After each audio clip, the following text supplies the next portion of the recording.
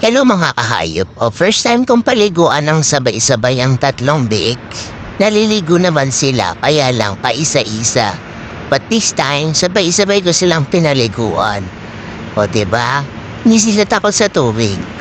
Manang-mana sila sa nanay nila na walang pakialam kung mabasa sila ng tubig. Naglalaro lang yan. Mainit, malamig, mas gusto nila malamig ang tubig. Wala silang pake. Diba? Yan, diba? Kagulo nila. Silang tatlo lang po naliligo talaga. At ayan na nga, sumali ang nanay. Galing, diba? Diba? Naligo na yan kahapon. Sinaway ko na wag ano, diba? Pumaraan para makaligo siya. Ayan, ang galing, diba? Para kasama siya maligo. Humiga po siya sa tubig. Ay kagaling na ina. Ang bihira. Diba? Ang dami kong papatuyuin ngayon.